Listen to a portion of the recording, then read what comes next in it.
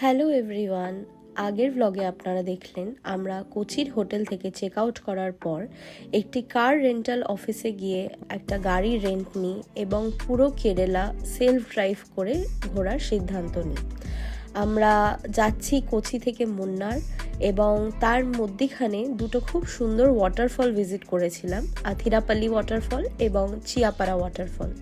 তাহলে চলুন, let's start our day 3 blog. আজকে হলো কেরালাতে আমাদের ডে 3 এবং আপনারা লাস্ট ব্লগে দেখেছেন যে আমরা মুন্নারের হোটেলে পৌঁছে গেছি। আমরা বুক করেছিলাম ফ্র্যাগ্রেন্ট নেচার বাই মুন্নার এবং এটা হচ্ছে আমাদের ব্যালকনির ট্যুর, যেটা লাস্ট ব্লগে আমি দিতে পারিনি কারণ রাত হয়ে গেছিলো এবং কোনো ভিউ সেরকমভাবে বোঝা যাচ্ছিল না। বাট আজকে সকালটা দেখুন, পুরো আলোয় রোদে ঝলমল করছে অ্যান্ড পুরো গোটা মুন্নার শহরটা কিন্তু আমাদের ব্যালকনি থেকে দেখা যাচ্ছে। এটা হচ্ছে আমাদের পুরো হোটেলটা।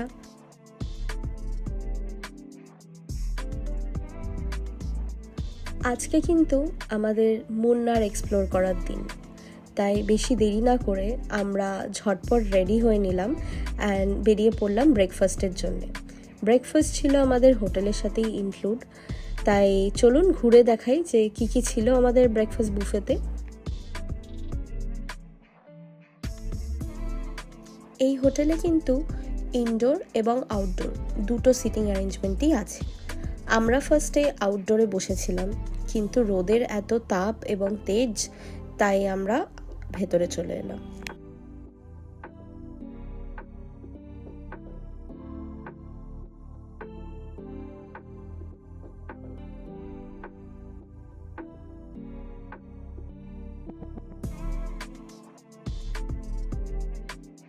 উইন্ডোজ ল্যাপটপ বা ডেস্কটপ খোলার পর একটা ওয়ালপেপার আমাদের ডিসপ্লেতে কিন্তু আসতো। আমার এই রাস্তাটা দেখে ঠিক সেই ছবিটির কথা মনে হচ্ছিল। ভাষাতে বোঝানো যাবে না ঠিক কতটা সুন্দর ছিল এবং ডেফিনেটলি আমার ক্যামেরা কিন্তু জাস্টিস করছে না। আমাদের ফার্স্ট স্টপ কিন্তু রোজ গার্ডেন। টিকিট প্রাইস ছিল 60 রুপিস পার পারসন। আমাদের দুজনের জন্যে পড়েছিল 120 রুপিস।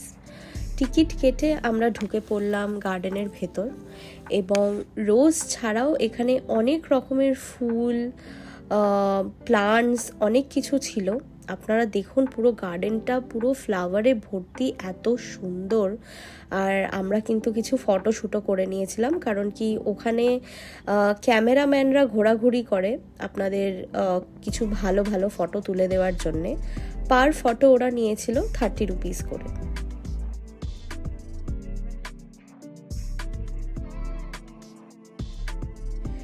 এই টাইমে কিন্তু প্রচুর রাশ ছিল, আপনারা নিশ্চয়ই দেখতে পাচ্ছেন। জেনারেলি বলে কেরালা ভিজিট করার বেস্ট টাইম হচ্ছে নভেম্বর থেকে ফেব্রুয়ারি, আর আমাদের ট্রিপটা ছিল কিন্তু অ্যারাউন্ড ক্রিসমাস। রোজ গার্ডেন ভিজিট করার পর আমরা যাচ্ছি এবার মাট্টুপাট্টি ড্যাম অ্যান্ড লেক ভিজিট করতে। আমার ফোনে কিন্তু এরম 100টা ভিডিও আছে মুন্নারের রাস্তার। কি করব বলুন, এত সুন্দর রাস্তা না ভিডিও করে থাকা যায়? আর আমার হাজব্যান্ড তো বলে সেলফ ড্রাইভ করা নাকি তার বেস্ট ডিসিশন ছিল এখানে। মাট্টুপাট্টি ড্যাম যাওয়ার পথে পরে একটা ছোট্ট স্টপ। এই জায়গাটির নাম হলো ফটো পয়েন্ট। এই জায়গাটির নাম ফটো পয়েন্ট কারণ এই এরিয়াটা থেকে পুরো চা বাগান ঘেরা পাহাড়ের ভিউটা যেন অপূর্ব লাগে। আর এখানে একটা ঘোড়াও আছে, যার পাশে দাঁড়িয়ে আপনারা ফটো তুলতে পারেন সুন্দর সুন্দর।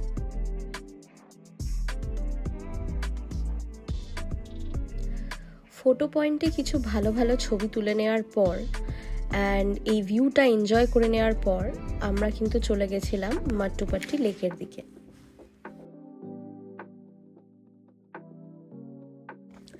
আমরা পৌঁছে গেছি মাট্টুপাট্টি লেকের লোকেশনে অ্যান্ড এটা ছিল পার্কিং এরিয়া। আর পার্কিং এরিয়ার সামনেই দেখুন প্রচুর স্টলস ছিল। আপনারা যদি কাউকে কিছু গিফট করতে চান সেই সুভেনিয়ার, প্রচুর খাওয়া দাওয়ার স্টল ছিল এবং যেটা কেরালাতে সব থেকে ফেমাস চা পাতা, কফি অ্যান্ড বিভিন্ন রকমের মশলা অ্যান্ড স্পাইসেস, সেগুলোর প্রচুর দোকান ছিল। এগুলো পার করেই কিন্তু সামনে বিশাল বড় লেক।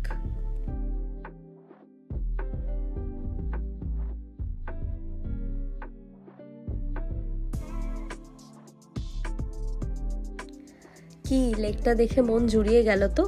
আমিও কিন্তু ঠিক একইভাবে মুগ্ধ হয়ে গেছিলাম। তাই তখনই ডিসিশন নিলাম নিচে গিয়ে বোটিং করব। বোটিং করার জন্যে আমাদের কিন্তু এপার থেকে ওপারে যেতে হতো একটা ব্রিজের মাধ্যমে। তো আমরা সেখানেই যাচ্ছি এবং পৌঁছে গেছি বোটিং সেন্টারে। সমস্ত ডিটেলস আপনারা এখানে পজ করে দেখে নিতে পারেন। এখানে প্রথমে একটা এন্ট্রেন্স টিকিট লাগে ভেতরে ঢোকার জন্যে, এবং ভেতরে ঢোকার পর কিন্তু বোটিংয়ের জন্যে আলাদা চার্জ। এন্ট্রেন্স টিকিট ছিল 50 রুপিস পার পারসন। আর এখানে 3-4 রকমের বোট অ্যাভেলেবেল ছিল, speed boat, family boat, solar boat.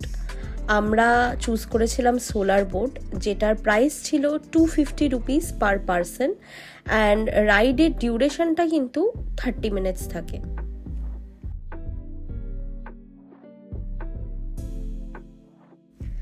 Ticket কাটা হয়ে যাওয়ার পর আমাদের হাতে মোটামুটি আধ ঘন্টা মতন সময় ছিল, কারণ চলছিল তখন তাদের লাঞ্চ ব্রেক। সেই জন্য আমরা এই ওয়েটিং এরিয়াতে এসে কিছুক্ষণ ওয়েট করলাম।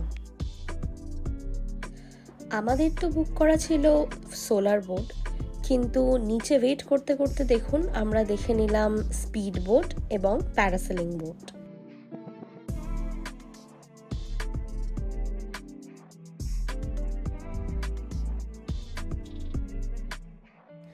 চলে এলো আমাদের সোলার বোট। এবার আমরা বসে এখানে রাইডটাকে এনজয় করব।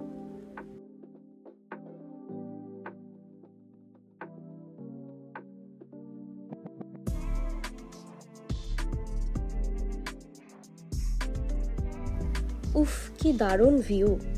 সত্যি এখানে বোটিং না করলে কিন্তু মিস করতাম।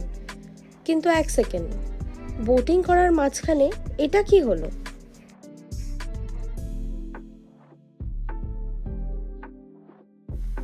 গাড়ি চালিয়ে এত টায়ার্ড, দোষ দেওয়া যায় না। কিন্তু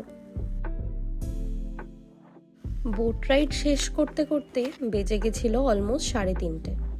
তাই আমরা ডিসাইড করলাম যে আর কোনো জায়গা ভিজিট না করে আমরা সোজা চলে যাব লাঞ্চ করতে, এবং লাঞ্চ করার পর চলে যাব হোটেলে।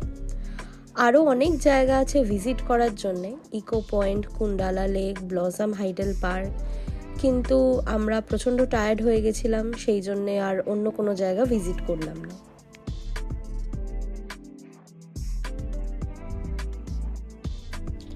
কেরালা এসছি আর আয়ুর্বেদিক মাসাজ নেব না, এটা কি হতে পারে? তাই হোটেলে পৌঁছে আমরা ডিসাইড করলাম আমাদের হোটেলের স্পা সেকশনে গিয়ে স্পা ম্যাসাজ নেব দুজনে।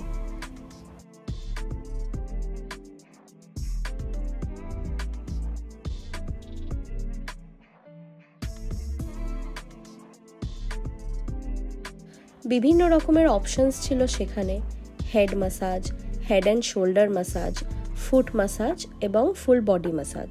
আমরা দুজনে কিন্তু চুজ করেছিলাম ফুল বডি ম্যাসাজ। আর আমাদের ওয়েলকাম করা হলো এই ব্ল্যাক টি দিয়ে। আমাদের ম্যাসাজ পার পারসন পড়েছিল 2500 রুপিস।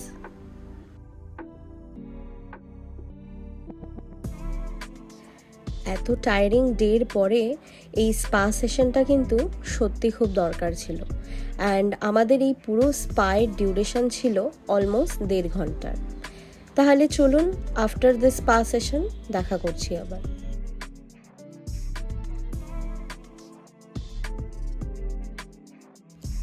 কি দারুণ ছিল যে স্পা সেশনটা, হাইলি রেকমেন্ডেড একদম। আপনারা কেরালা এলে কিন্তু অবশ্যই একটা আয়ুর্বেদিক ম্যাসাজ নেবেন। আর এই দেখুন আমাদের স্পা সেশন কমপ্লিট হয়ে যাওয়ার পর আমরা রুমে এসে ডিনার অর্ডার করেছিলাম। তাহলে চলুন ডে 3 ভ্লগ এখানেই এন্ড করছি। Thank you for watching. দেখা হচ্ছে নেক্সট ভ্লগে।